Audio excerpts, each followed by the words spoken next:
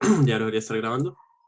Entonces, vamos a empezar. Entonces, para los que llegaron, como les estaba diciendo, mi nombre es Jairo Rodríguez, soy el coordinador de sistemas especiales y miembro de la Junta. Y ahorita les voy a estar dando una clase, como dice el título de la diapositiva, de sourcing de información y partes. La verdad es que lo escribí terrible. Pero lo que eso significa es que vamos a buscar, vamos a ver de dónde conseguir componentes, herramientas, cosas mecánicas, todo ese tipo de cosas. Y cómo aprender a usarlos. Y dónde encontrar información para usarlos. Lo primero, bueno, aquí está la agenda. Vamos a ver como cosas importantes. Son un par de cositas nada más que quiero que se hagan una idea del tipo de proyectos de electrónica que estamos trabajando. Pues de aquí en las siguientes 3 clases más o menos son con un enfoque en la parte de sistemas electrónicos y de control, no tanto de la parte de producción. Entonces, temas importantes. ¿Dónde encontrar tutoriales? Así en las palabras más básicas. ¿Qué proveedores podemos usar para conseguir componentes? Ya sean, como les dije, componentes eléctricos, componentes mecánicos o hasta herramientas o cosas así. Y vamos a ver como un ejemplo de cómo haría yo la selección de un sensor de un NIMO, por ejemplo. Si tiene alguna propuesta de un componente, podemos ver y cómo haría yo para seleccionarlo. Lo primero que quiero que quede claro es el concepto de COTS, o Commercial Off the Shelf. Lo que o sea, que en sistemas espaciales nosotros, o en TechSpace en general, o hasta en el CTEC, nosotros no desarrollamos componentes así fundamentalmente nuevos. Nosotros no vamos y diseñamos el circuito en silicio de algún sensor nuevo, no diseñamos MEMS o NEMS para hacer un giroscopio que nos sirva a nosotros. Nosotros no hacemos eso. Nosotros diseñamos nuestro sistema, digamos. La gente de propulsión y en general cantería diseña el cohete y nos dice, nosotros ocupamos que ustedes nos digan cómo las aceleraciones, que a dónde está yendo, dónde está, todo ese montón de cosas. Hacemos listas de requerimientos y decimos, ok, para cumplir con las velocidades ocupamos un acelerómetro, pero también quieren saber orientación. Entonces, para esa gracia, pongo un NIMO y ahí nos ahorramos toda la bronca y listo. Entonces, sabemos que ocupamos un NIMO, sabemos que ocupar información, guardar información. Entonces, ahí tenemos una micro CD. Sabemos que ocupamos tal y tal y cosas. Entonces, sabemos como a grandes rasgos qué tipo de componentes, qué tipo de sensores más o menos ocupamos. No sabemos el modelo, pero no sabemos el tipo. Nosotros no vamos a ir y vamos a diseñar esos sensores. No es práctico, no tenemos como los fondos o la infraestructura para diseñar ese tipo de sensores, sino que lo que nosotros hacemos es agarrar componentes que se venden e integrarse en nuestro sistema propio. Y a eso se refiere Commercial Off the Shelf. Los sistemas COTS son sistemas que están compuestos por cosas que se pueden comprar en tiendas. Nosotros no vamos a ir y vamos a comprar un controlador de cohete con todos los sensores incorporados, sino que vamos a decir, ok, ocupo estos sensores. Ay, Dios, tengo un vecino que tiene una moto de esas modificadas que tiene una moto. Bueno, nosotros vamos a decir que ocupamos estos sensores, y esos sensores ocupan estas interfaces, y este micro, que resulta ser el Arduino Uno más común y corriente, cumple esas interfaces. Entonces vamos a comprar el Arduino, vamos a comprar estos sensores, y vamos a integrar todo para que nuestro sistema funcione. Pero todo fue comprado. Nosotros no diseñamos el microcontrolador, nosotros no diseñamos sensores. A eso sirve el Commercial Off the Shelf y a eso giran en torno a los sistemas espaciales. De cómo conseguir esos componentes, cómo integrarlos, porque la integración es la parte más difícil y pues que al final funcione todo. El otro concepto importante que de hecho me acuerdo que la primera clase que tuvimos en la biblioteca cuando yo fui y mencioné aviónica, la gente me preguntó que tenían como un poco de confusión respecto a qué me refería yo con aviónica. La forma más fácil que tengo es de enseñarles este diagrama. Entonces, les voy a compartir el enlace para que puedan ver ese diagrama. Se lo mandé en el chat. Si no lo pueden abrir, me dicen. Se los mando por WhatsApp. Pero, pues si no, aquí lo vamos a estar viendo en la computadora, en mi pantalla. Y, a ver, es un momento para que lo hagan.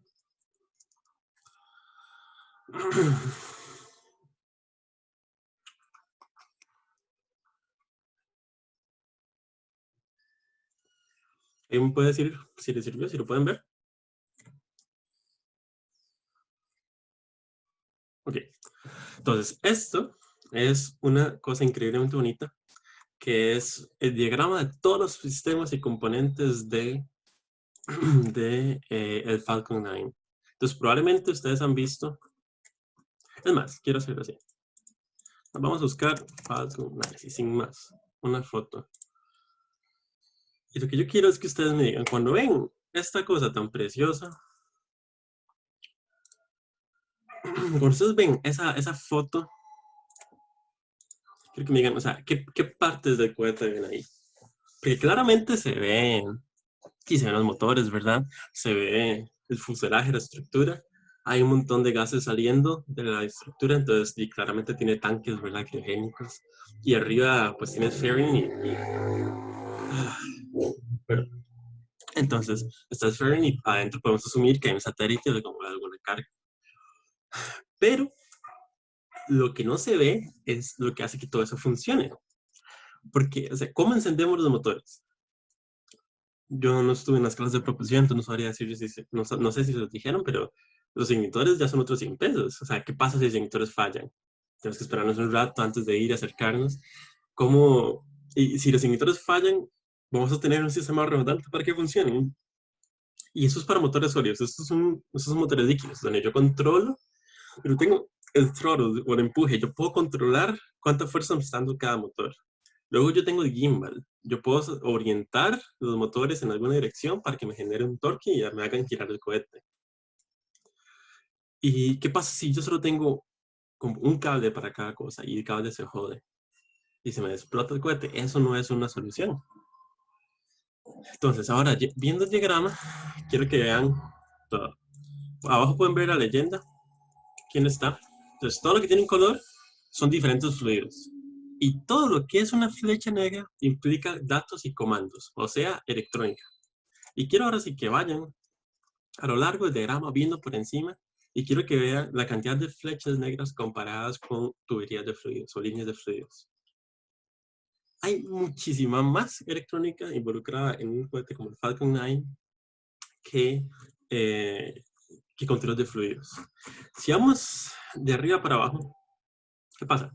Tenemos el cordón umbilical, donde básicamente es la gente con un cable diciéndole al cohete más, te vas a pegar ahorita.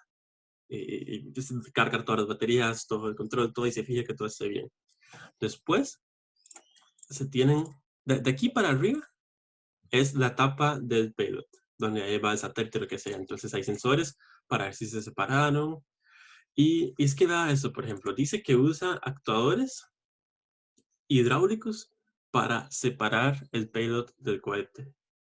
¿Y cómo controlo yo ese actuador? Con una válvula eléctrica. ¿Y qué me controla esa válvula eléctrica? La computadora de la segunda etapa, pero entonces yo tengo baterías. Las baterías me van a alimentar la computadora en vuelo. ¿Qué tiene la computadora? Tiene un IMU, tiene el ADCS o HRS, es lo mismo. ADCS significa Attitude Determination and Control Subsystem, sistema de control y determinación de actitud, que es lo mismo que orientación. Es para ver dónde está apuntando. El IMU también va por ahí. Y un GPS. Los tres sistemas, esos sensores, son la computadora, la onboard computer, la OBC. Y todo eso, no solo tengo una, yo tengo tres computadoras, donde están montadas en un sistema de votación, donde, porque ¿qué pasa si la computadora falla, empieza a arrojar cálculos inadecuados? No importa, se tienen tres computadoras y se dice, ok, si al menos dos de tres coinciden en sus resultados, se va a hacer lo de la mayoría y se toma la decisión que tomaron dos computadoras de tres. Entonces, ¿qué pasa si dos computadoras, los sensores dijeron, ok, está muy inclinado, ocupo que se enderece? No será en los cuadros. Pucha. No sé, igual pueden abrir ustedes. No tienen que estar viendo esto en este momento, no es tan importante. Pero hay que intentar acercar más. Pero en general, o sea, se usa ese sistema de votación con redundancia. Y eso es solo para la segunda etapa. Luego, esta computadora me controla. Tengo válvulas que me mueven. No el RCS. El RCS son como ese gas blanco que echan los cohetes como en los extremos de los cuerpos para forzar un cambio de orientación. Pero también en la primera etapa, por ejemplo, ustedes han visto los grid fins, que son como unas rejillas que causan como fricción en el cohete para que se pueda orientar. ¿En serio? Eso me parece muy extraño. Igualmente, este documento no es tan importante para la clase de hoy, es solo para una introducción. La siguiente clase que si vamos a ir a fondo con aviónica, ahí sí voy a tratar de probar eso y resolverlo bien. Ah, sí, sí, tienen que abrirlo en easydiagrams.net o draw.io, lo que te salga. Tienen que abrirlo en ese programa como tal. Si lo abren como en el preview, no creo que les sirva. Entonces, como les decía, entonces, esta computadora me controla todos los actuadores, me controla todas las válvulas, incluso por ejemplo las válvulas de acá. Yo tengo el tanque del combustible y el oxidante. Todas esas válvulas me las controla esa computadora, pero no solo las válvulas, también los sensores de presión, los transductores. Porque si hay mucha presión y yo ocupo ventilar esos tanques, que es lo que se ve que hay como gas que va saliendo del borde de los tanques. Esos son eso, porque hay un exceso en presión, entonces se tienen que salir. También, o sea, los puertos de entrada. O sea, aquí tengo el cordón umbilical de la segunda etapa, es donde vienen como las tuberías para llenar todos los tanques, pero es una sola tubería para llenar o para drenar en caso que haya mucho. Entonces, son válvulas bidireccionales que tengo que controlar. Todo eso se controla con la electrónica y todo eso es lo que le referimos como aviónica. Y todos los ejemplos que les enseñé ahorita son exclusivamente de, son exclusivamente del Falcon 9. Desde la segunda etapa, Falcon 9, perdón. Imagínense la primera etapa, que es todavía más grande y tiene más cosas. Aquí están todos los actores de los Griffins y no es tan básico porque tienen para resetear, tienen para... hay dos tipos de Griffins, los que se hacen como para arriba y para abajo y los que giran sobre su eje, que tienen diferentes funciones. Entonces, todo ese tipo de controles los hace la aviónica. Y de hecho aquí hay algo muy curioso, porque no sé si sabía, pero los Griffins no usan fluido como no tienen su propio fluido hidráulico, no usan como aceite. Usan el mismo tanque de RP1. el RP1 es el combustible, usan el combustible frío, el mismo, a presión del tanque, para mover todo ese tipo de actuadores. Entonces, imagínense lo delicado que tiene que ser eso, porque si cualquiera de esas tuberías falla y explota el cohete. Entonces, todo eso tiene redundancia. Todos los sensores, todo eso. Entonces, casi nada, o sea, el diseño del motor es fundamental, pero también lo es el diseño de la aviónica que controla ese motor. Porque si no, explota. Si no, no funciona. Si un sensor falla, no se le da el combustible necesario y se apaga el motor. Infinidad de cosas. Y tiene que ser redundante. Entonces, por eso les di ese gráfico, este, este diagrama, porque quiero que se sienten y lo exploren y que digan ustedes, pucha, tal vez ese tipo de controles me sean lo mío. Y si sí, bueno, bienvenidos a sistemas espaciales. Ahí los vamos a recibir bien felices. Entonces, eso era lo que quería. Espero que haya quedado claro a qué se refiere con aviónica. Y si no, cualquier cosa me preguntan y seguimos. Por ahora, entonces, sigamos con la clase. Ok, entonces, lo primero que yo quiero hacerles saber es que las clases que yo voy a estar dando estas semanas no van a ser... ¿Alguien puso el video? Me equivoco. Sí, pero no. Estas clases que voy a estar dando estas semanas no van a ser teóricas. O sea, yo no les voy a enseñar a ustedes cómo programar, yo les voy a enseñar a ustedes cómo usar servos. Yo lo que les voy a enseñar a ustedes es dónde encontrar tutoriales que van a hacer esas cosas infinitamente mejor de como yo lo podría enseñar. Obviamente, existo yo y por ahí está David, por ahí está Pablo. Son las personas que acabo de agregar al grupo de WhatsApp de introducción. Esas dos personas y otros más son mis... ¿Perdón?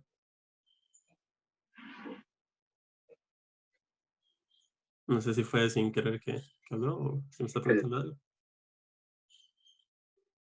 Ok. Ok, que esas dos personas y yo vamos a estar para cualquier duda. O sea, si ustedes están tratando de seleccionar algún componente y tienen dudas si es el correcto o lo que sea, nos avisan. O sea, no es como que los vamos a dejar morir. Es solo que más allá de enseñarles cómo programar todo, cuál sensor usar, todo eso, queremos que ustedes desarrollen las habilidades para que ustedes puedan hacer su propia selección de componentes. Entonces, ahorita también les voy a enseñar unos ejemplos de la competencia de Kansas para que vean lo que les digo con la selección de componentes. Entonces, digamos que ustedes simplemente ahorita no saben cómo usar, no saben cómo usar los sensores, porque puede que muchos de ustedes ya hayan usado que sea un IMO, entonces ya saben que ocupan un IMO y ya tienen uno comprado o pueden comprar uno y saben cómo programarlo. Pero si no, vamos a aprender ese tipo de cosas. Entonces, hay varias fuentes de información. Mis dos favoritas son Adafruit y Sparkfruit. De una vez, vamos a ver los ejemplos. .sparkfruit.com.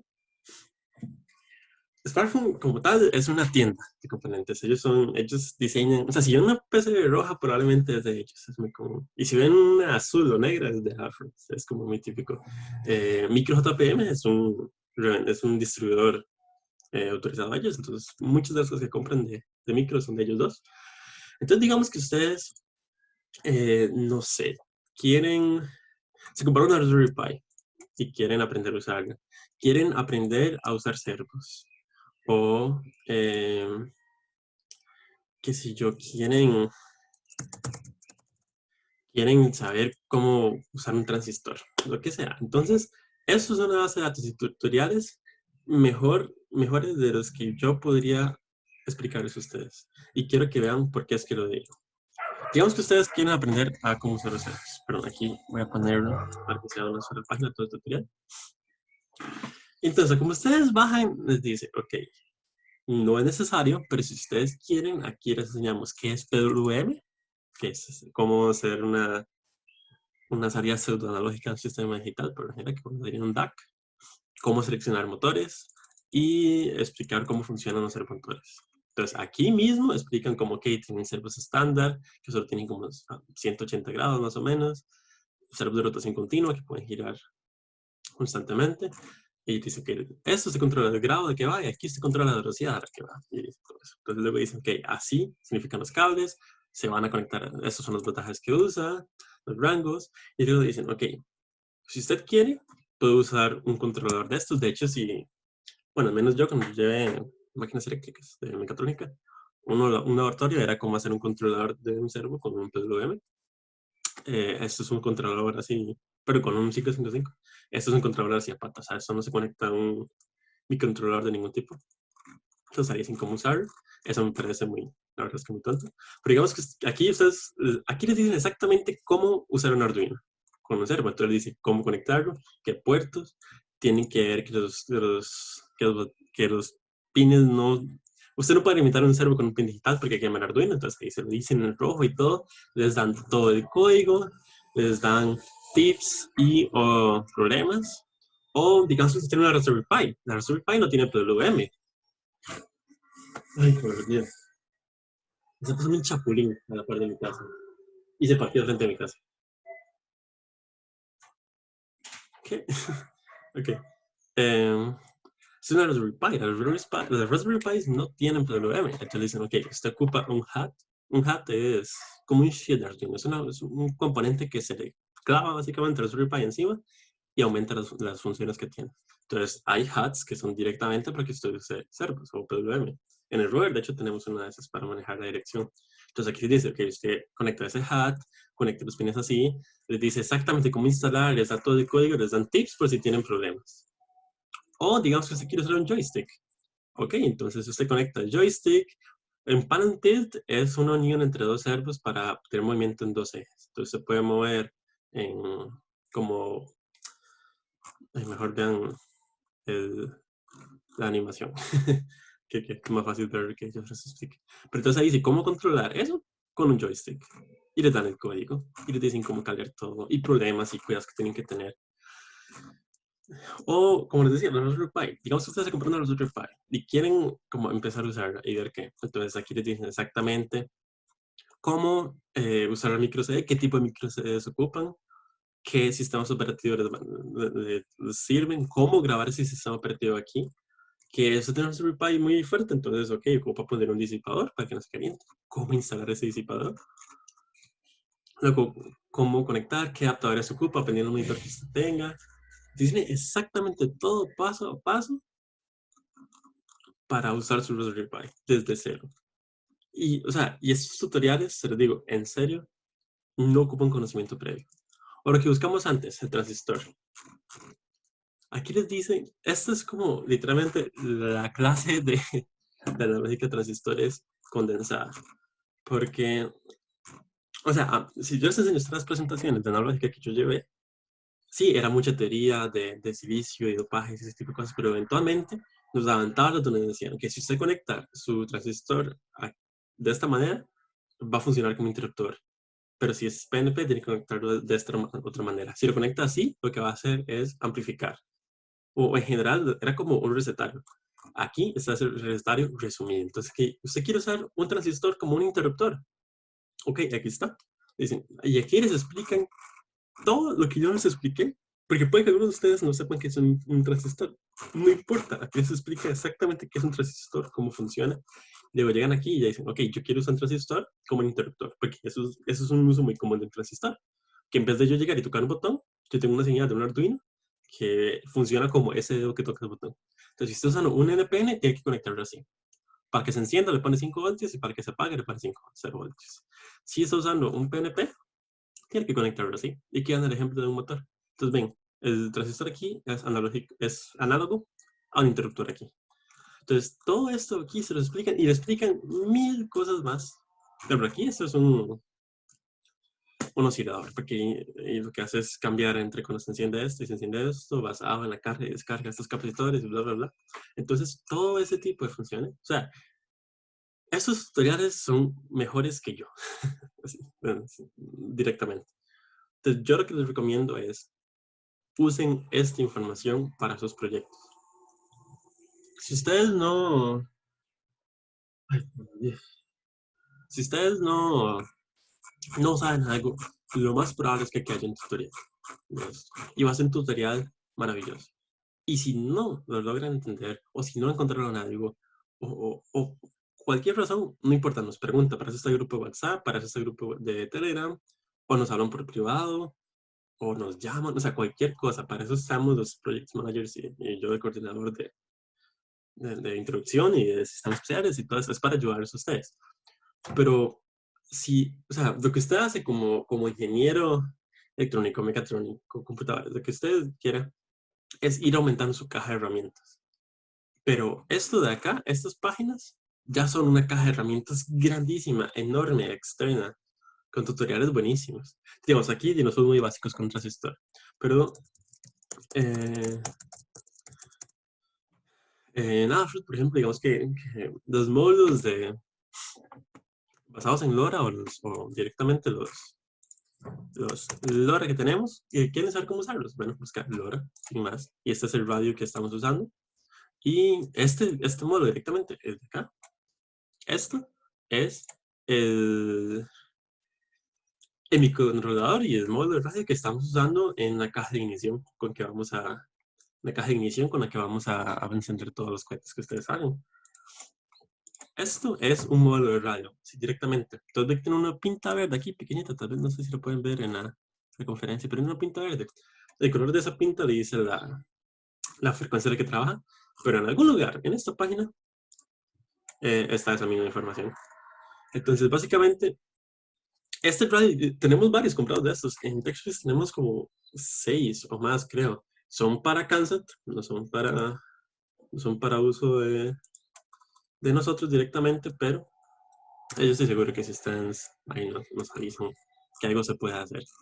Pero, o sea, en vez de ir desde lleno de tutorial y explicarles cómo usarlo, quiero que veamos para que vean lo detallado de contenido que tiene este tutorial. Les dice cómo identificar qué radio tienen ustedes. Y luego les explican qué significa cada uno de esos huecos, qué son esos pines, para qué funcionan todo eso, qué es esta antena, todo eso. Se lo explican que estos son los de alimentación, estos son los de la lógica de SPI, que son con los que se comunican los datos, estos son los GPIO, que se quieren encender y apagar luces o detectar con un botón se enciende, lo que sea, para eso. Ahí se conecta la antena y de esta forma se ensambla. Y luego algo muy vacilón. En la primera clase alguien llegó y me preguntó qué antenas usamos o cómo hacemos las antenas. Eso que está aquí es, es básicamente eso. Porque se puede hacer una antena de un cuarto de onda, que es básicamente un cable de cierta longitud. Aquí está, dependiendo de la frecuencia de su módulo, tiene que ser de cierta longitud. 7.8 centímetros, 8.2, 16.5. Ustedes se fijan qué frecuencia está usando usted, que es configurable, por si acaso es configurable. Entonces se dice, ok, para esa frecuencia ocupa un cable de esta longitud. Y llegan y lo soldan. Y entonces listo, ahora tiene una antena. Esa antena, obviamente, no es tan buena. Entonces usted puede optar por tener mejores antenas. En ese caso, puede soldarles un conector al módulo y ahora sí, le conecto una antena. Pero todo esto se lo dicen aquí, paso a paso, foto por foto, dónde soldar y qué diferentes conectores, lo que usted quiera, todo eso se lo dicen aquí. Y luego, bueno, esto no es un Arduino como tal, pero es lo mismo que un Arduino, tiene los mismos pines. Entonces usted, aquí dicen exactamente con colorcitos y todo, a qué pines va a cablear usted ese radio para que funcione. Y una vez que ya lo tiene cableado, le dicen, ok, ahora vamos a usarlo. Entonces dicen dos modos de usarlo. Se puede usar RAW o en paquetes. RAW es que si usted manda un 101010, lo que hace el radio es como un traductor entre bits eléctricos y ondas electromagnéticas. Entonces él traduce 101010, lo moviliza, ¿no?, en el protocolo que usa, y el receptor lo traduce a 101010. Usted ve a ver cómo lo decodifica, qué significa el primer uno, el segundo cero, lo que sea, eso ya es su bronca. O no puede mandar en paquetes. Los paquetes es algo más estándar y siempre es lo mejor. Entonces, en mi caso, un ejemplo de un cohete, por ejemplo, computadora. Entonces, ustedes van a tener, realmente no sé qué sensores van a tener, pero un ejemplo, digamos que ustedes van a tener el IMU y van a tener un barómetro.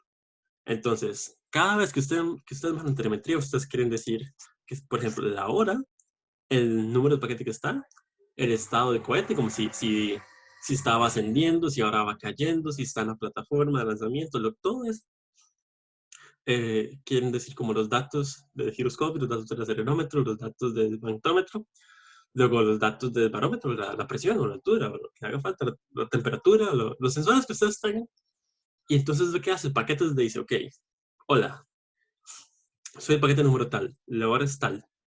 Los primeros bytes son de giroscopio, los segundos bytes son del magnetómetro. Y así se va, y si los últimos bytes son del sensor de temperatura. En total, usted debería llegar a tantos bytes. Si sí, acá chete, use los datos. Si no, bórrelo porque hubo interferencia. Eso es el paquete. Es como una estructura estandarizada donde usted manda datos. Entonces, usted puede, si quiere, mandárselo ahí a lo loco o usar paquetes. Yo le recomiendo que usen paquetes. Y luego, dice, ok, estos radios son muy de cachete, pueden usar librerías de Arduino para que lo prueben con Arduino. Ellos recomiendan Radiohead, hay infinitas cantidades de radios. Si ustedes buscan como tal el modelo de radio, que es el RFM69, lo googlean y van a encontrar por lo menos 5 librerías diferentes. Y luego aquí les dan ejemplo, ok, ustedes, una vez que se cablearon así, para transferir datos, van a usar estos ejemplos de código y primero tienen que configurar la frecuencia y aquí les dice cómo configurarla. Tienen que cablear los cables de esa manera y ahí los cablea. ¿Qué pasó? Ay, perdón. Se me fue Diego. ¿Qué pasó, Diego? ¿Qué más? Una pregunta. Para comunicación dentro del cohete, ¿qué protocolo se sugiere? Del cohete como a la estación remota, para así decirlo.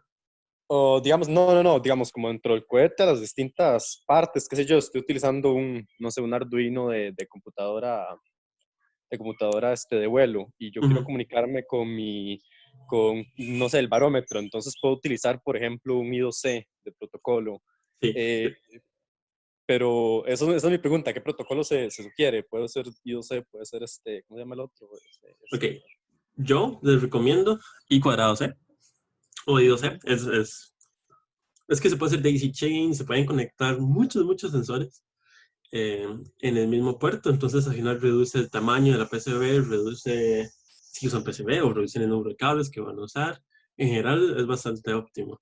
Pero hay cosas, por ejemplo, el radio. Este radio no puede usar I2C, tiene que usar SPI. Entonces, eso es algo que vamos a ver ahorita con el Trade Study, pero en orden de prioridad, si yo les tuviera que dar un orden de prioridad, yo les diría I cuadrado C, luego OneWire y luego UART. Ok, Ese sería como mi prioridad. Sí, diferentes frecuencias tienen diferentes propiedades. Porque, perdón, Diego, tenía algo, no sé si eso respondía a la pregunta. No, no, sí, sí, sí, eso era. Muchísimas gracias, Jairo. Ok, pero ya. Sí, la frecuencia importa bastante. Primero hay que ver qué frecuencia es legal en Costa Rica. Las de 430 y el resto, mucha gente las usa así a lo chancho. Pero, por ejemplo, el Irazú usa 430, o usaba, pero ya se quemó. Usaba 434 MHz, si no me equivoco, y tuvieron que trabajar con radioaficionados y MISIP para,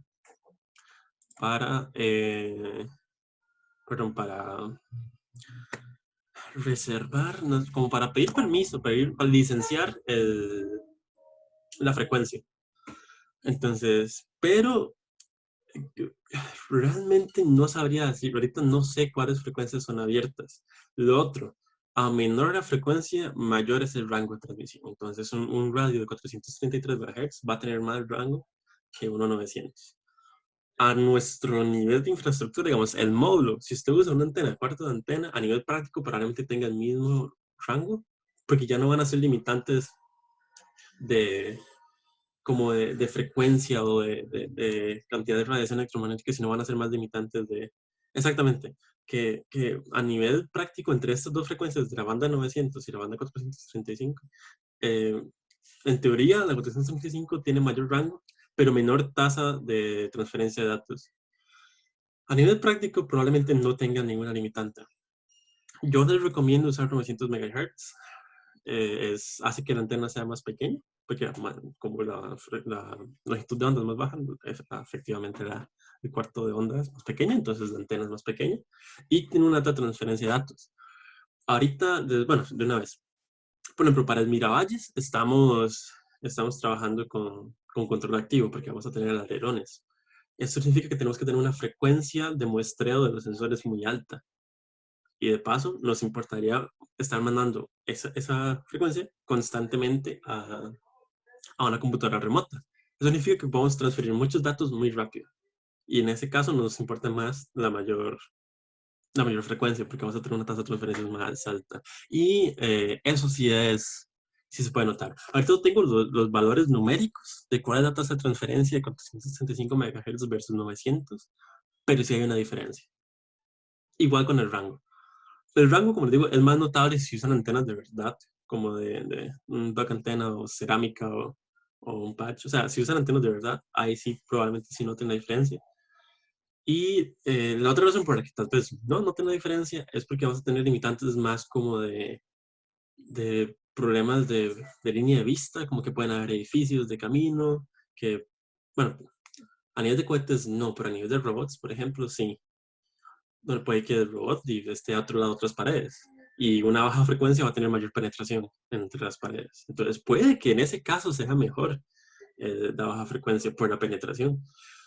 Pero es eso. Quiero terminar de enseñarles esto y luego ver dónde comprar componentes y después vamos a hacer lo que le llamamos un trade study, un estudio de compras, tal vez, no sé cómo decirlo, donde vamos a ver cómo medir, o sea, o qué estructura usar, es un Excel básicamente, qué estructura usar para escoger componentes basados en diferentes parámetros. Perfecto. No sé si alguien tiene alguna otra pregunta. Si no, seguimos. Lo que les quería decir es que por el amor de Dios, se encendieron el chapulín.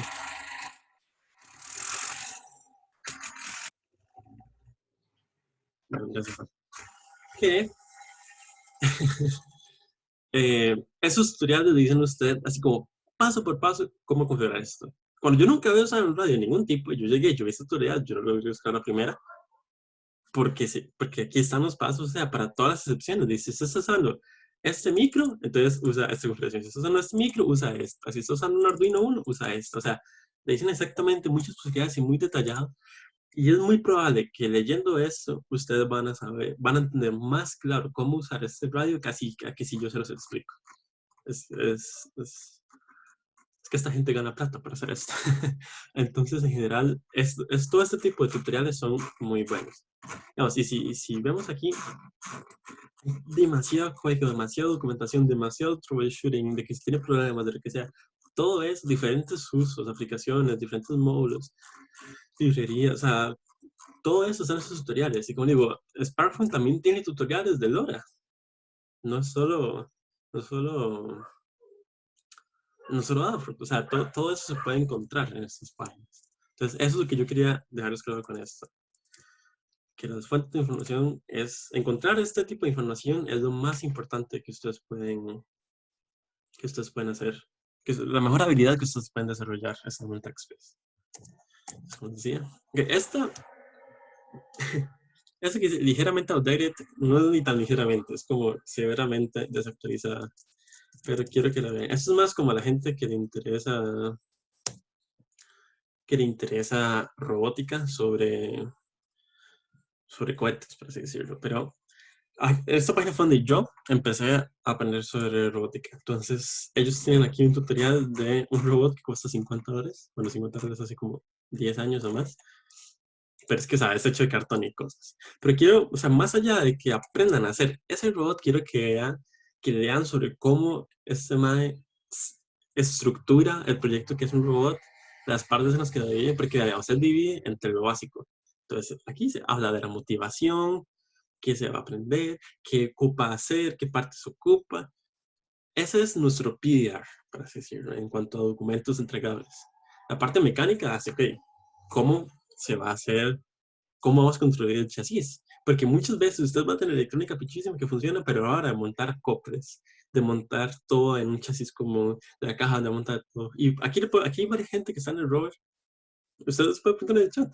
Les van a decir que lo difícil no fue la electrónica, lo difícil fue montar todo a nivel mecánico. Entonces, ahí, por ejemplo, le dirá a usted varios consejos de qué tomar en cuenta. O sea, de qué cosas tomar en cuenta a la hora de diseñar su robot. Eso es lo que quiero que ustedes vean. No tanto cómo hacer este robot, sino que vean las cosas que él toma en cuenta.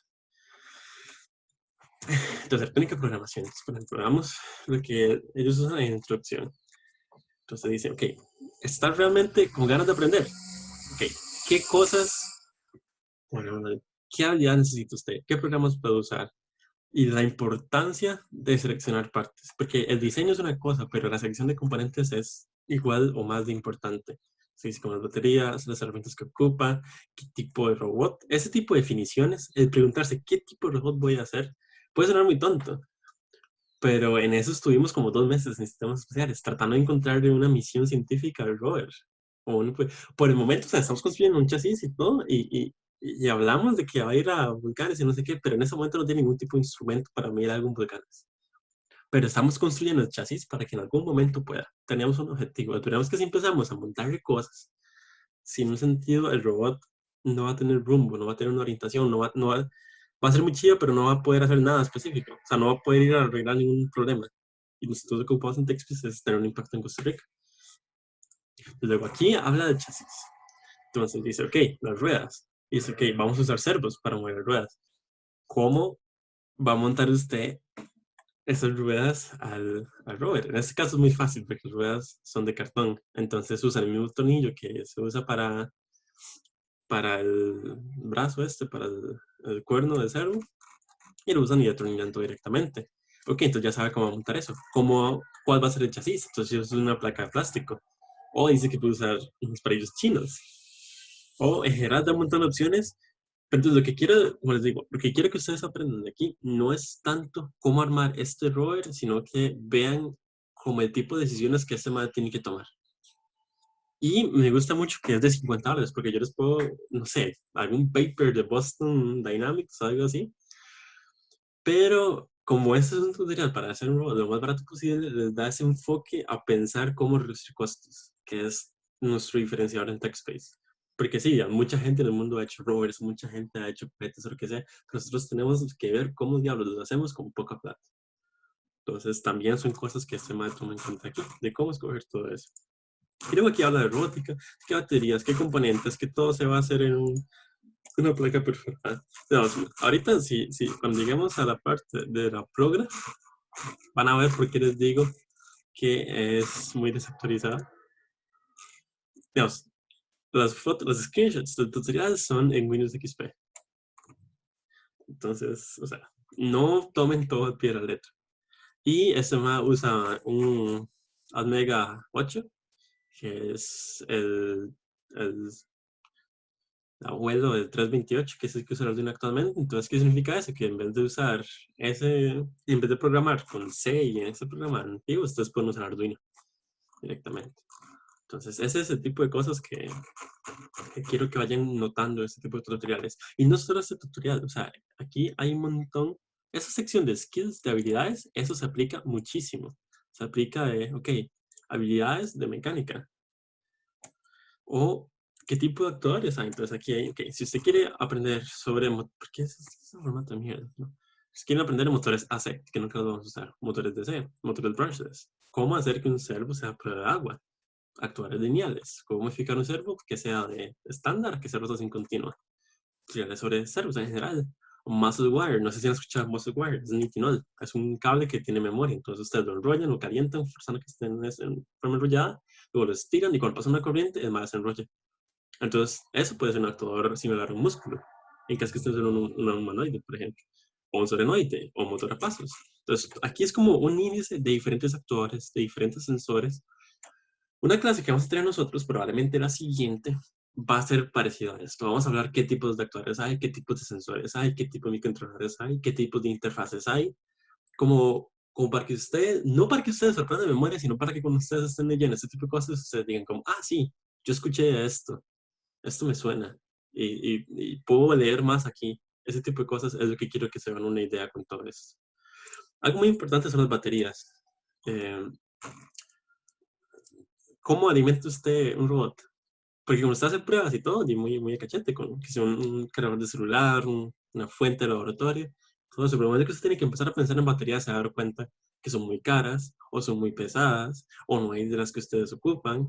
Todo ese tipo de cosas son que uno no piensa cuando está modelando todo en Fusion o cuando está haciendo la lista de requerimientos.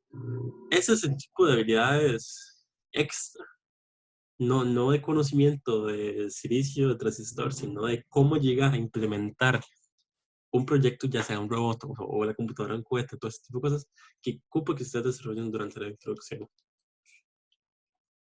Ese es el objetivo de la introducción. Pero bueno, entonces, como digo, esta página es muy, muy vieja, muy desactualizada, pero sí tiene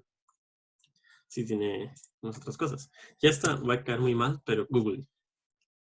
Estoy seguro que la duda que ustedes tienen ya está muy probablemente respondida.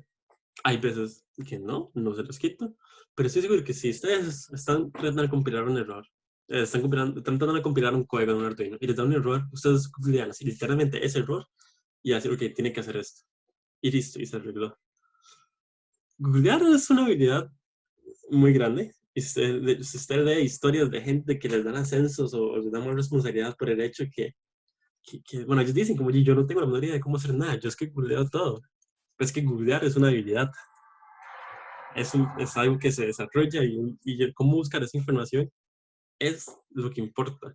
Porque si ustedes ahorita me hacen una computadora de vuelo de un cohete y funciona buenísimo, pero luego yo llego y ocupo que ustedes me controlen los actuarios lineales del servo, perdón, del rover, y no fue para nada lo que ustedes hicieron, ya cuando estén en grupo de trabajo, yo no me voy a sentar a ustedes a explicarles cómo hacer las cosas. Ustedes son los que me tienen que traer a mí la propuesta técnica de cómo van a hacer ese control. Y eso lo van a hacer investigando. Bueno, no es tan feo, obviamente, me pueden preguntar y todo eso. No es tan cae mal. Pero la idea es que ustedes lo hagan solos. Entonces, aquí, o sea, me cuesta mucho imaginarme tutoriales que no estén aquí, pero, pero si no, pues ahí están, existen. Y si no, me preguntan y lo buscamos y se los doy. Algo se hace, pero esa información la vamos a encontrar. Ok, entonces, ya sabemos cómo usar componentes o cómo aprender a usar componentes. Entonces, ahora, ¿dónde conseguimos componentes? Hay varias tiendas, como les dije, SparkFun y Adafruit realmente son tiendas. Entonces, hagamos lo que dije que íbamos a hacer al inicio. Queremos un IMO. Sí, sabemos que ocupamos un IMO, no sabemos cuál, no sabemos nada. Entonces, vamos a escoger un IMO. Entonces, Product Menu, sensores. Movimiento. Figure filtros.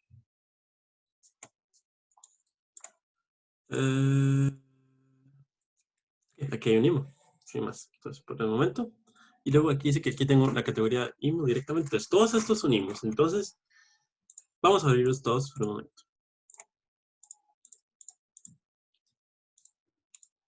Sin más. Sí, no sé si lo no importa, no.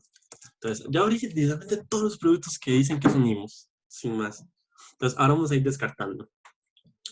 Porque se me metió, yo quiero que tenga acelerómetro, giroscopio y magnetómetro. Quiero que tenga las tres cosas, los tres tipos de sensores. Entonces eso significa que van a ser 9 grados de libertad. 3 grados de giroscopio, 3 grados de acelerómetro y 3 grados de magnetómetro. Entonces, vamos a buscar solo que sea 9. Este es de 9, este es de 9. Este es, o sea, es un microcontrolador. O sea, es una cajita que tiene un micro que lo que hace es agarrar datos de un IMU y guardarlos en una micro CD y también tiene conexión inalámbrica. No sé si es Bluetooth, Wi-Fi, los dos o qué. Pero eso no es lo que estamos buscando nosotros. Nosotros ocupamos un IMU nada más. Entonces, esto no. Esto, el PixHawk, es un... Por Dios. El PixHawk es un controlador, se usa para drones. Esto es ya el micro con la parte de las fuentes de alimentación, con los controladores de motores. O sea, aquí está todo. Y esto no es lo que estamos buscando, que aparte vale $250. Esto no es nada que ver que estamos buscando. Esto también tiene un microcontrolador interno, que es lo que hace el procesamiento, y son sensores no tan comunes. Los sensores Bosch son muy buenos, pero no son tan amables para los beginners. Entonces, por el momento, dejémoslo por ahí. Este parece que sí es nuevo. Este es 9 grados. Este es 6 grados, porque aquí dicen acelerómetro y giroscopio nada más. Entonces, 6 grados, no nos interesa en este momento. Este es 9 grados, 6 grados, no nos interesa. Esto es un shit, o sea, esto es algo muy nada que ver. O sea, el ESP32 es como un micro que tiene incorporado Wi-Fi y Bluetooth. Entonces, esto es un shield para ese micro, nada que ver con lo que estamos buscando nosotros. Y estos, yo creo que estos dos, sí, varias veces. Listo, entonces ya reducimos a esto. Entonces vamos a ver de nuevo, vamos a leer más. ¿Qué es esto? Ah, ok, ¿no? Esto es un microcontrolador que tiene un IMO. Entonces ve que tiene sus pines digitales, entradas analógicas, el SPI, un montón de cosas. Y de hecho usa el SAM21. Son los que usan como el Arduino Maker y otras cosas. Es un microcontrolador muy bueno, pero no es lo que estamos buscando. Entonces, X. Luego quedamos con 4. Este se ve bien. Este usa una interfaz muy extraña, que es la de Quick. Se puede usar también, como normal, pero veamos el sensor. InvenSense ISM20, no sé qué. Okay, puede que funcione, pero no es nada común. Entonces vamos a dejarlo de lado. Este es un sensor muy común y si es un IMU puro y duro, no tiene absolutamente nada extra. Y este es el mismo sensor, pero en un formato diferente. Entonces, ahora, como tenemos tres, nos vamos a ir a Features y vamos a ver las características de todos. Entonces, en estos dos, ya antes los revisé. La diferencia entre este y este es que este tiene también la capacidad para usar SPI y este no. Pero SPI probablemente lo vamos a usar para el radio, entonces no. Aparte, este es más pequeño. Entonces, listo, ahora quedamos con este y con este. Ellos usan sensores diferentes. Este usa el MPU 9250 y este usa se me perdió, el SM9DS1. Los dos son altamente comunes. Los dos son, o sea, cualquiera de los dos es exactamente igual para mí. O sea, son la misma cosa. Pero vean el formato diferente. Este es más cuadradito. Dice que se le puede ahí pasar un Dremel y romper la parte de los tornillos. O le quiere pegar, qué sé yo, con cinta o de cara. Este probablemente también. Y entonces ya ahí se viene, qué sé yo, que si este formato del tamaño es más conveniente que este. O, no sé, por ejemplo, tienen estas escalas y este tiene escalas parecidas. Que este no tiene muchos datos de consumo eléctrico, pero lo ven. Ay, perdón. Lo ven y dicen que este consume más corriente y ocupan este. O simplemente tal vez ya han usado el MP1 9250 y no han usado este, entonces usan este. Y ya tienen más experiencia. O por ejemplo, en este caso, este tiene más reviews y media estrella más que este. Entonces nos vamos a ir con este. Y fin. Así, sin más, selecciona esto. Ahora, esta es una forma muy chancha de seleccionar un IMO. La forma correcta es que voy a pausar la pantalla que estoy compartiendo y déjenme buscar la competencia de Kansas.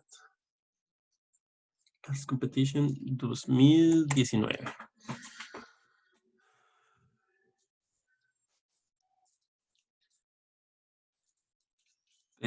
Enviado. Ok. Este fue el caso con el que participamos en el 2018. Hace muchos años. No clasificamos por huevones porque no nos dio tiempo para terminar el documento, entonces nada. Pero lo que sí quedó muy bien fue la sección de su sistema eléctrico.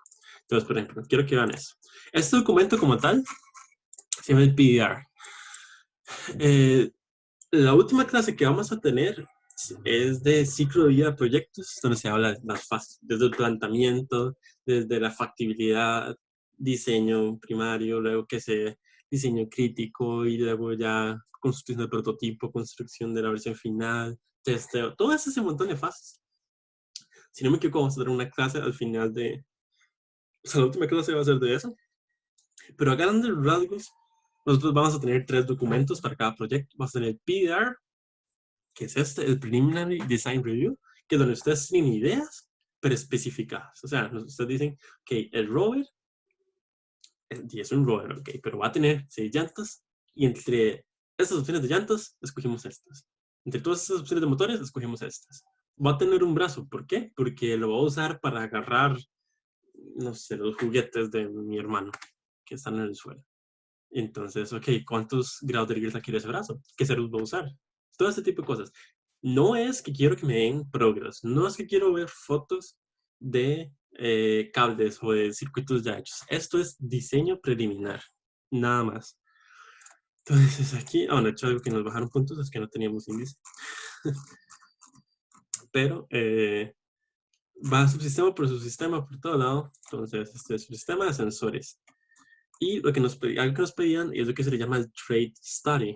Un trade study, bueno, primero que tuviera explicado por encima, que los componentes que se van a ocupar. Y eso es a lo que yo me refería. Sabemos que vamos a ocupar un IMO, sabemos que vamos a ocupar un GPS y todo eso. Entonces, estas son las funciones. Ocupamos encontrar la localización a tiempo real. Ocupamos determinar tal cosa. Estos son los que se escogieron y luego más adelante vamos a ver por qué se escogieron. Entonces, esto es lo que quiero que eventualmente ustedes hagan cuando vamos a hacer propuestas de proyecto. Hacemos un trade study. Entonces, tienen el modelo, la interfaz que usa, el rango de voltajes, la resolución, el peso, el tamaño y cuánto cuesta. Entonces, esto es un barómetro, sin más. Entonces, estas son las cosas que nos interesan. Entonces, la resolución va a poder variar de primero de 0.01, que es esto, hectopascales. No sé, la verdad. Pero en general, estos son los valores en los que la resolución que tiene el compa. Entonces, otra columna que hizo falta fue el rango al que trabaja. Pero si ustedes ven, cuando vemos el GPS, no tiene las mismas columnas porque no tiene sentido. Usa interfaces diferentes, las resoluciones en metros. Y también hay otros parámetros que son importantes, como la frecuencia a la que se actualizan los datos de posicionamiento, los canales, el número de satélites con que se comunica, cuánto, y el peso, el tamaño y el costo si es fijo, y el modelo de interfaz. Lo que puede cambiar son este tipo. Entonces, lo que usted hace es que usted busca, digamos, tal vez no fue tan sencillo como yo hice lo de los IMOS, y ustedes dicen que tienen 3 candidatos. Entonces, hacen esta tablita y se ve que este mide menos, cuesta un poquito menos y pesa menos. Escogemos ese y listo, aquí le dicen, escogimos tal. ¿Y por qué razón? Por esto. Entonces, este que se escogió en ese momento era un IMO, que también tenía un barómetro y un sensor de temperatura. Entonces lo escogimos para todo. Era el barómetro, era el sensor de temperatura, bueno, sensor de presión y temperatura, hacen un altímetro. Y después ocupamos un IMO también para el pitch and roll, usábamos ese mismo. Entonces, en general, y para, o sea, no, para una cantidad de cosas, todos los componentes eléctricos tenían tenían tres opciones, las interfaces que usan, el rango de voltaje, la resolución, todo ese tipo de cosas en una tabla y luego se escogía el mejor por tal razón. Ahora, las razones de selección no tienen que ser exclusivas de la tabla. Si usted tiene ya un NIMO, úselo. O sea, ese es un parámetro de selección. Porque sí, está bien, ustedes lo buscan y el costo va a ser, qué sé yo, no sé, $20 cuesta ese IMO. Pero ustedes ya lo tienen, entonces cuesta $0 usarlo. Sin embargo, el tamaño sí es un parámetro. ¿Qué pasa si otro que cuesta $20 también es la mitad del tamaño? Van a usar el que es más pequeño. Ahora, ¿qué peso se le da a cada parámetro? Son otros 100 pesos. El año pasado tratamos de implementar una tabla donde, donde se expandía esto un montón y tal vez se las enseñe en una clase extra o tal vez cuando ya estemos trabajando a nivel de proyectos, porque la verdad es que es muy jodida. Pero entonces yo digo, como que a mí me parece ya así como por, por bias, digamos, porque ya lo usaba, me parece que usar un divisor de voltaje para medir el voltaje de la batería es la mejor forma. Entonces, yo agarro este como referencia. Entonces yo digo, yo agarro, qué sé yo, este módulo que no sé ni qué es, y lo comparo con ese otro. Entonces yo digo que la interfaz es analógica, por eso sí cuadrado C. ¿Eso es algo bueno o es algo malo? Si es algo bueno, le pongo un 1. Si es algo malo, le pongo un 0. El rango de voltaje y el divisor de voltaje es el rango que uno quiera, porque son dos resistencias de cualquier valor. Entonces, eso es mejor que el rango sea fijo. Entonces, listo. Tiene un 1 divisor de voltaje. El ADC, ¿qué usa? O sea, tiene mayor resolución, ese módulo. Entonces, tiene un 1 en módulo versus el divisor de voltaje. El peso, bueno, es que aquí no lo encontramos, pero si uno pesa más, entonces tiene un 0 y el que pesa menos tiene un 1. El tamaño, igual, se pone el peso, el costo se le pone el peso. Y ahora, esos pesos son arbitrarios, dependiendo del proyecto. Si en el proyecto, por ejemplo, los cohetes tienen muy poquito espacio, entonces dice, ok, el tamaño es lo que más importa, entonces le ponen 50. Entonces luego usted suma los unos que tenía eso, lo multiplica por 50 y le da, que sea 200. Y el otro le dio 150, ¿qué significa? Que es mejor el que le dio 200 y va a usar eso. Eso es una forma menos cualitativa de escoger, pero sin embargo los pesos, sí. Ahora, ingeniería en sistemas se encarga de calcular esos pesos. Entonces, es algo que se va desarrollando a lo largo del tiempo y que es una habilidad. Pero estas tablas son los trade studies y esta es como la forma correcta de escoger componentes para proyectos. Y noten que ninguno de estos, excepto la expresión, por ejemplo, el divisor de voltaje, es algo que hicimos nosotros. Pero es que el divisor de voltaje es trivial, son dos resistencias. Todo lo demás son módulos comprados. Y eso es a lo que yo me refiero con commercial off the shelf. Perfecto. Entonces, aquí tienen Parfum, Alfred, Pololu. Para mí es un lugar excelente para comprar motores DC y motores de alta potencia. Como por ejemplo, ahorita estamos usando unos mini micromotores para el rover, pero cuando hagamos la versión chunchota, yo probablemente vaya a comprar los motores de esta tienda, porque tienen una cantidad increíble de opciones de motores. Servocity, adivinen para qué es bueno, para comprar servos. Pero realmente también, de hecho, quiero que veamos esa tienda. Me parece maravillosa. Entonces, sí, tienen servos, pero también tienen componentes estructurales. Tienen canales, extrusiones, placas, brackets, acoples, fajas, brazos, o sea, cualquier montón de componentes mecánicos. Tienen, se dan a servos, hay accesorios para que los servos sean lineales. Bueno, estos ya son servos lineales como tal, pero también tienen accesorios para que usted le acopla a un servo y los hace lineales de repente. O en general no es solo, o sea, obviamente lo que mejor tiene son servos. Por ejemplo, digamos que quiero servos de marca Hightech, que es como mi favorita, y vean todas las posibilidades de servos que tienen para escoger. Y esas van a estar, o sea, estas tablas es la tabla del Trade Study. Si usted quiere este servo y ese servo. Entonces agarran las columnas, las ponen en la tabla y ya tiene todas las cosas para compararlos. Hace los pesos y saca cuál es el mejor objetivamente. Entonces, para eso son las tiendas. Porque todas estas tiendas que les estoy diciendo son, y son fuera del país, ¿verdad? Entonces hay que tomar en cuenta los costos de importación, especialmente para cosas pesadas como motores, baterías. Entonces, para eso está Micro JPM. Esta probablemente es la tienda más importante con la que vamos a estar trabajando. Es Stickas. La gente es muy, muy pura vida, ahí está. Ya son compas, ya saben de TechSpace, ya todo.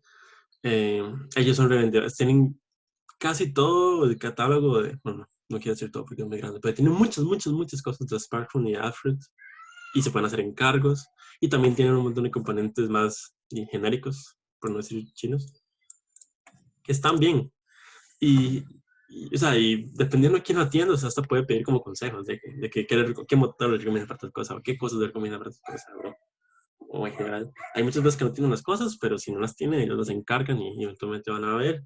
Y entonces, básicamente lo que hicimos de buscar algún componente en Sparkfun también se puede hacer aquí. La tienda no es tan bonita, pero ustedes buscan sensor de temperatura y van a tener como 4 sensores de temperatura. Entonces, uno de los criterios para el Trade Study, por ejemplo, puede ser que se puedan conseguir en Costa Rica en vez de conseguirlos fuera del país. Y eso, ese peso es más importante al inicio, para proyectos introductorios. Para el cohete, 100% solo de micro JPM o cero cibernética. Pero el que se van a conseguir fácilmente es la prioridad, básicamente.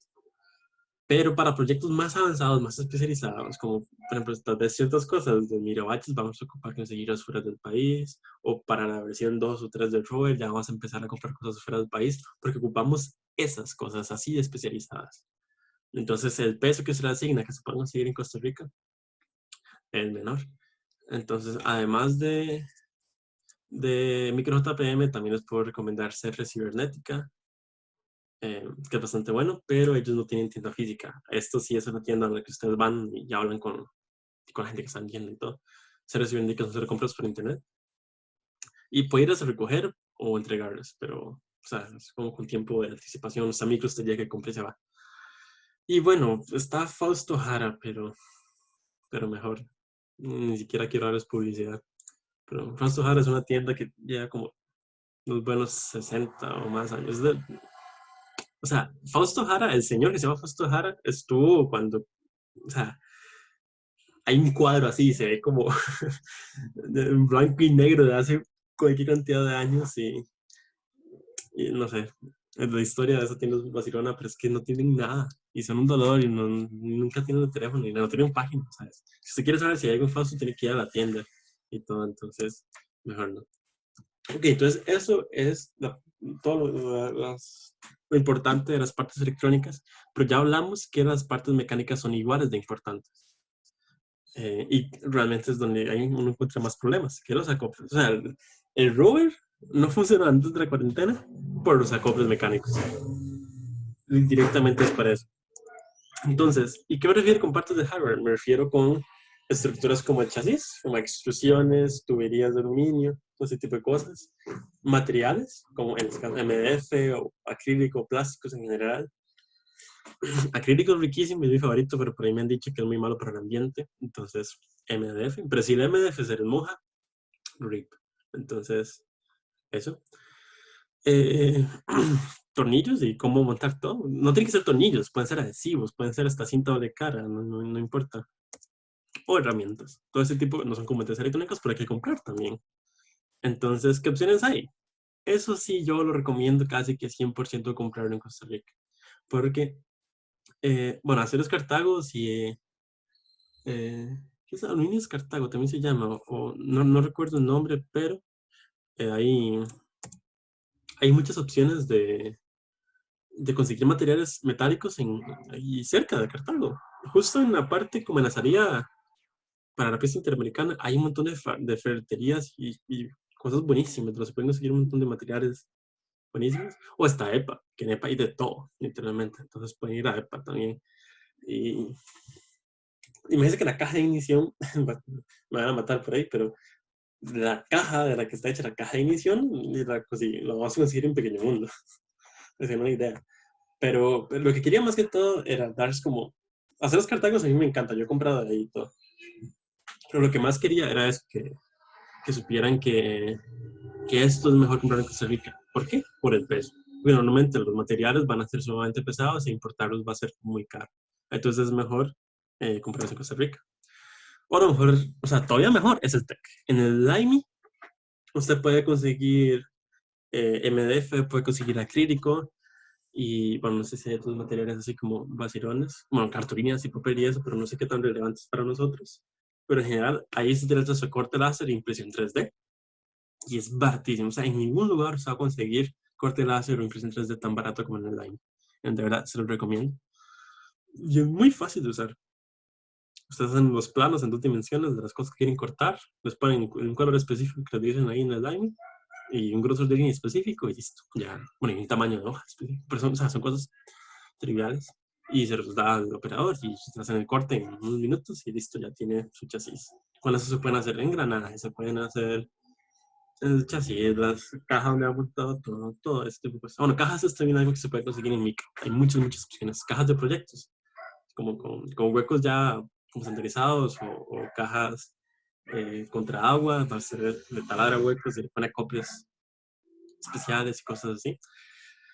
Para maquinar como tal, si se ocupa hacer cosas que no puede hacer las impresoras de impresas 3D, que se ocupa hacer un eje, y un eje no es algo recomendable hacer impresa 3D, por ejemplo, tiene que usar los talleres.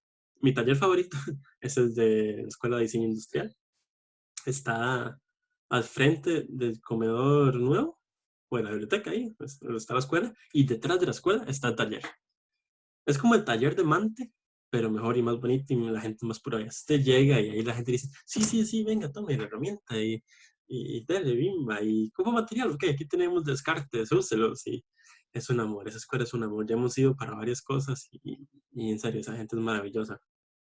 Si no, está la escuela, el taller de Mante, que bueno, o sea, ahí está. O sea, ahí sí tienen como fresadores más potentes y eso, pero hay máquinas muy interesantes como pulidoras y así que ni siquiera funcionan, entonces no sé.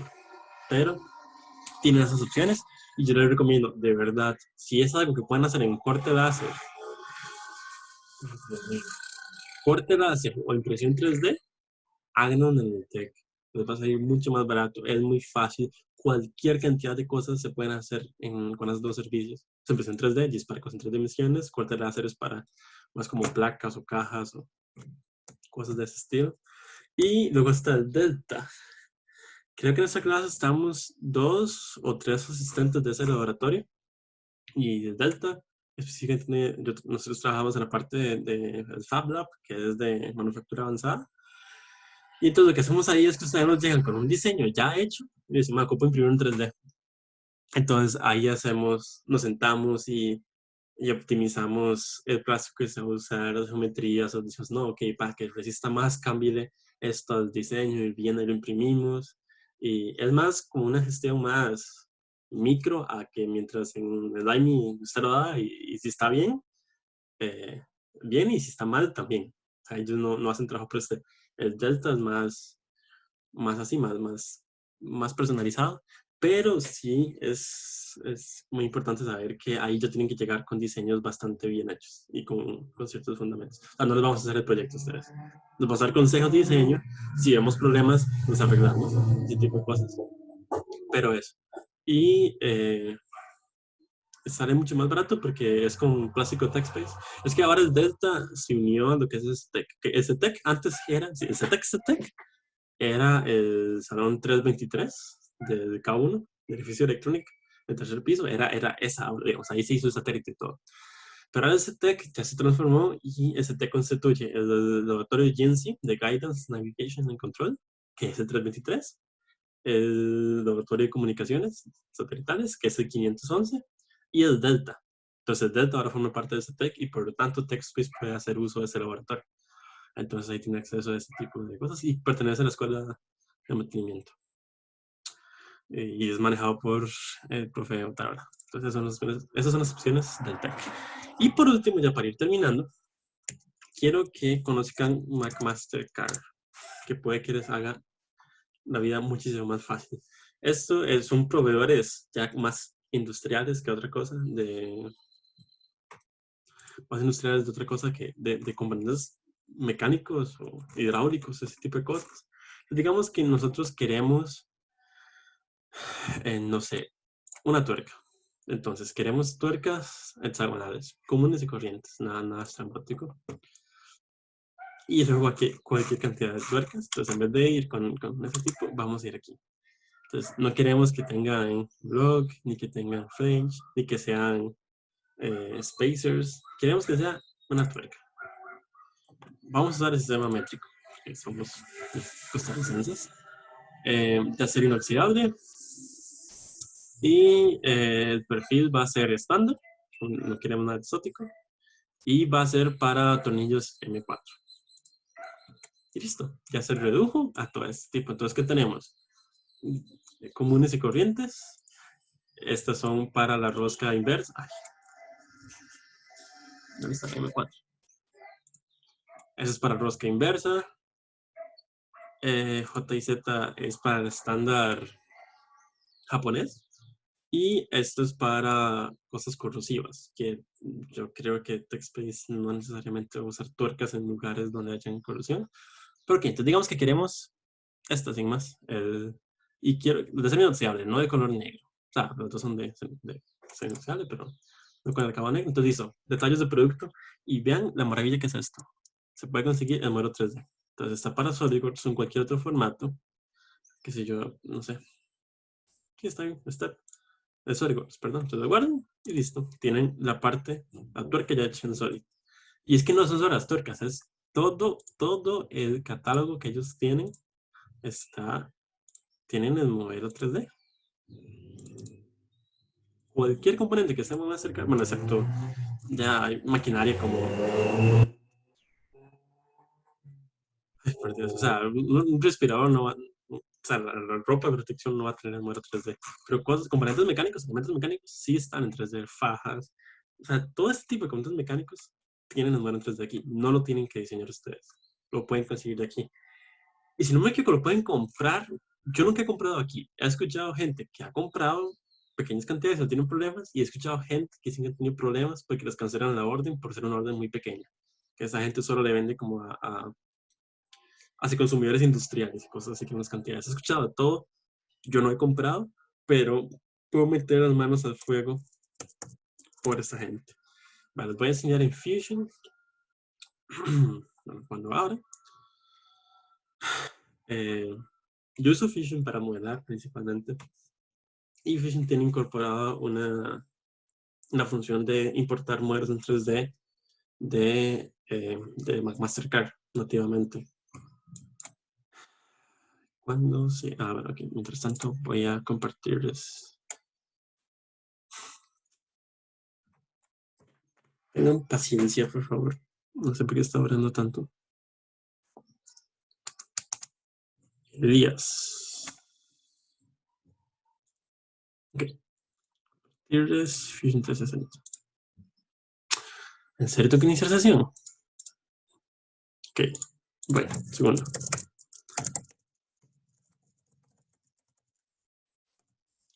Para cosas de Autodesk, por si no lo sabían, pueden usar la cuenta de Estudiantec y tienen acceso a todas las licencias de todos los productos de Autodesk. Se lo recomiendo mucho.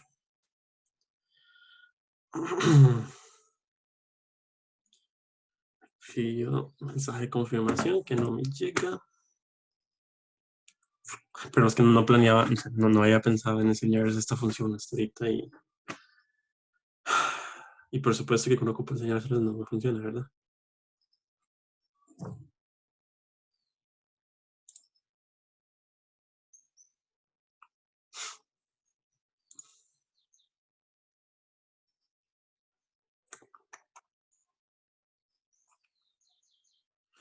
Bueno, y si no, no sé, ¿tienen alguna pregunta de algo de lo que hemos hecho, de lo que vamos a hacer o de cualquier cosa que tenga que ver con sistemas espaciales y este tipo de proyectos mientras me llega el mensaje?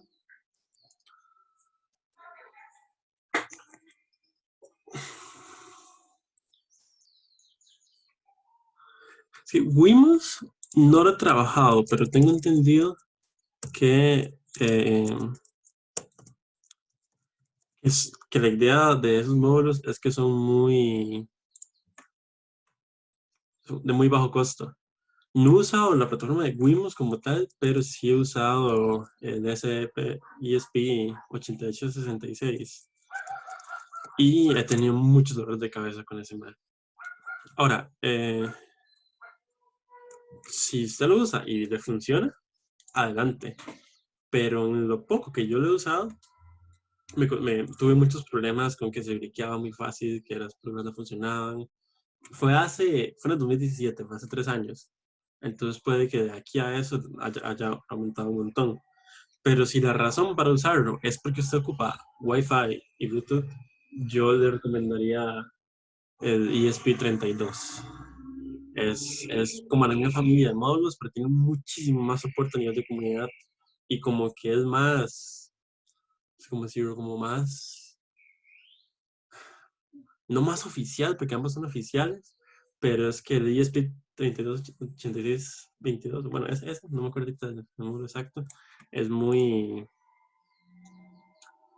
¿cómo se digo? Muy,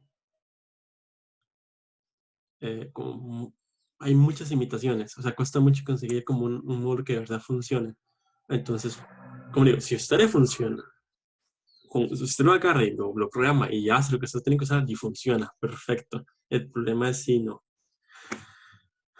Eh, y es más probable que le funcione un ESP32 o otro tipo de micro que eso. Y sí, la razón por la que lo está usando, si está usándolo porque es barato y no porque ocupe Wi-Fi o Bluetooth, le recomiendo más un Arduino Nano o hasta un Pro Mini que es más pequeñito que eso, es o menos.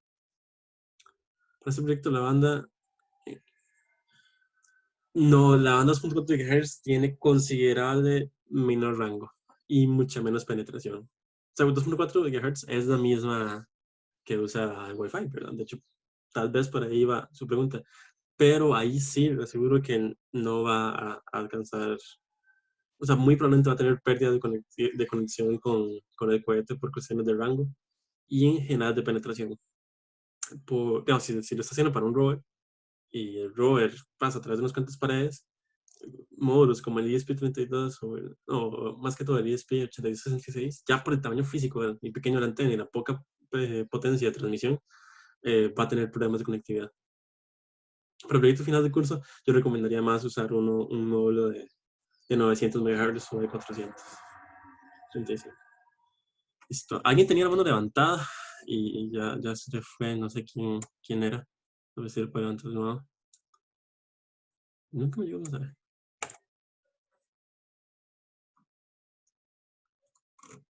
¿Quién era? No me acuerdo. ¿Será que se desconectó? Si no, no se preocupen. Después al video les adjunto como el clip de la cuestión de Fusion 360. Que vean cómo trabaja con como Mastercard. Pero eso, lo que yo quería darles hoy era una buena cantidad de herramientas para que puedan planear sus proyectos. Entiendo que todavía no les han dado. Voy a ponerles la presentación para tener algo por lo menos. Entiendo que todavía no les ha dado los proyectos. No, perdón, los grupos de trabajo, ¿verdad? O ya han hablado algo con eso, con Marlon o algo.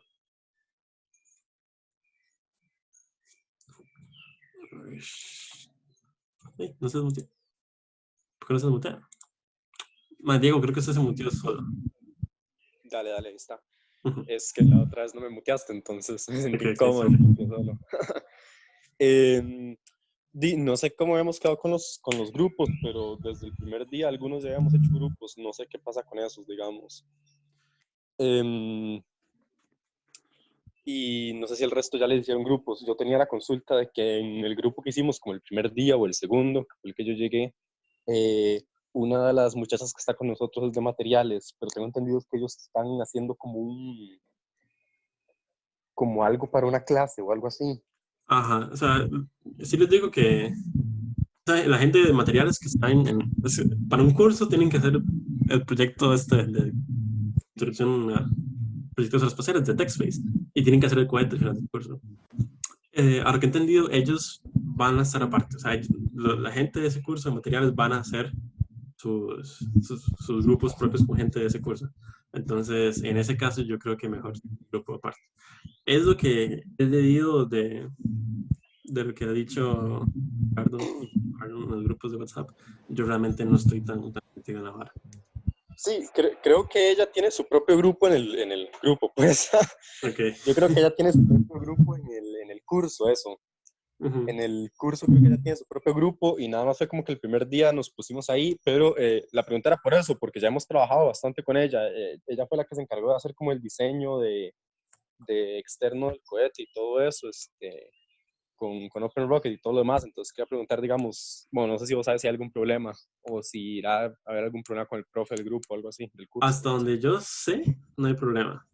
Pero mejor pregúntele o a Ricardo o a Marlon, que son los que están manejando. Marlon es el coordinador del programa de introducción y Ricardo es el que está manejando el enlace con ese grupo de materiales. Entonces, mejor pregunte ahí en el grupo de WhatsApp de introducción y ahí le contesto. Vale, de fijo. Ok. Entonces, Y, bueno, no sé si eres. sí, eso es. Okay, y algo que yo les quería decir era que cuando vayan a hacer los grupos de ustedes, o sea, no sé por qué Marlon no ha hecho los grupos todavía, no los ha puesto a hacer los grupos desde ya, porque sería un buen tiempo para aprovechar para trabajar.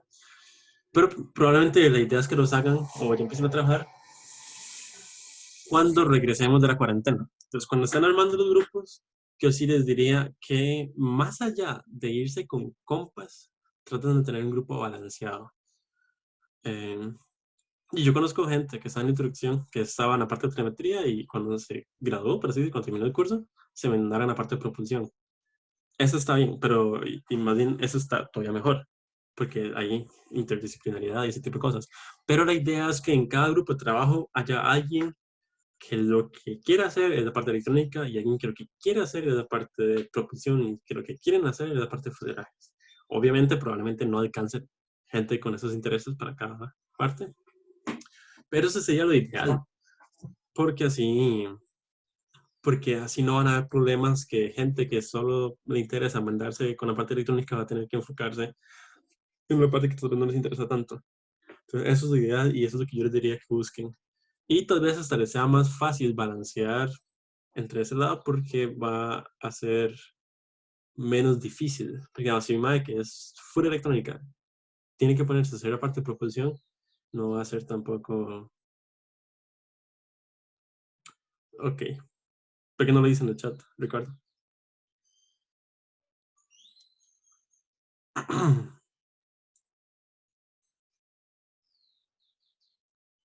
Un toque nada más.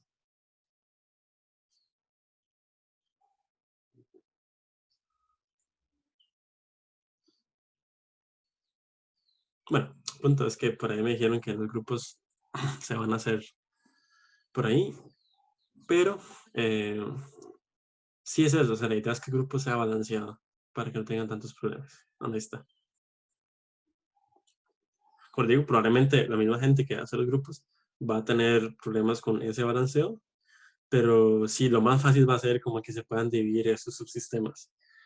No está mal que haya alguien como un integrador que, que, que sea como el que se asegure que se estén cumpliendo requerimientos en todos los subsistemas. De hecho, es como de los miembros más importantes. Y eso. ¿Qué pasó, don Diego? Es que dice que él los va a armar, pero nuestro grupo ya tiene adelantado varias cosas. Ya tenemos los paracaídas, digamos, ya habíamos hecho los cálculos y estábamos probando y como te dije, la parte de... Y no sé qué dice Ricardo. No sé si Ricardo me está escuchando, por aquí por si me está escuchando ahí la pregunta, porque DJ, habíamos avanzado con eso. Entonces, ¿Ustedes son de materiales? no. Una de nosotros es de materiales, pero como te dije antes, No, eso hay que verlo, pero, o sea, si ya tienen avanzado, nada, pero, o sea, nosotros O sea, fuimos claros en eso para que no se hiciera como un desorden ahí, también asegurar que todos tuvieran grupo. Y así. Entonces, pero igual hay que ver cómo evoluciona ahorita esta situación. O sea, hay mucha incertidumbre todavía.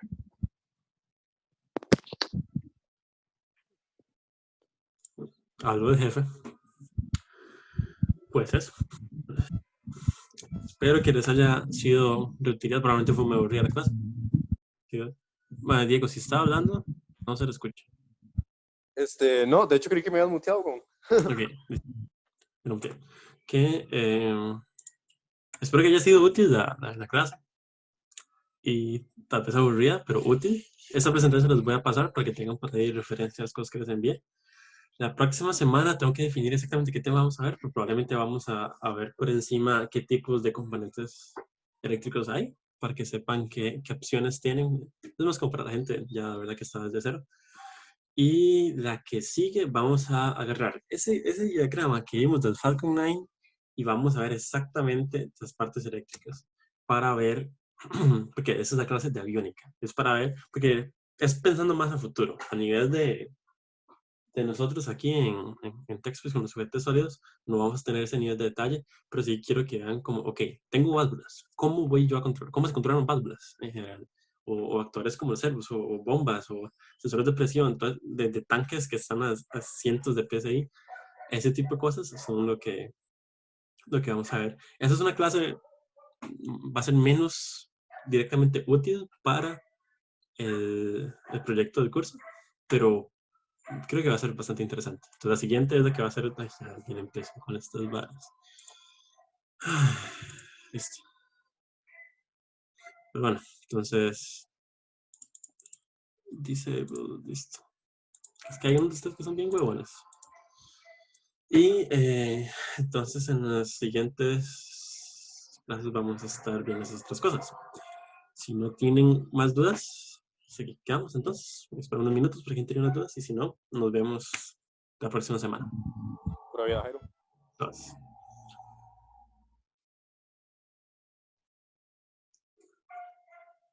Qué gusto.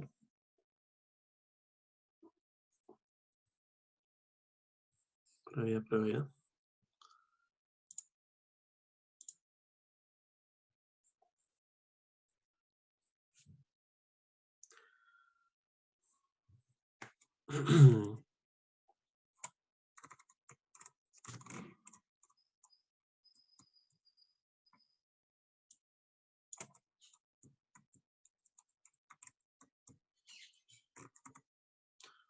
Me parece que todo el mundo está saliendo, entonces hasta la próxima semana.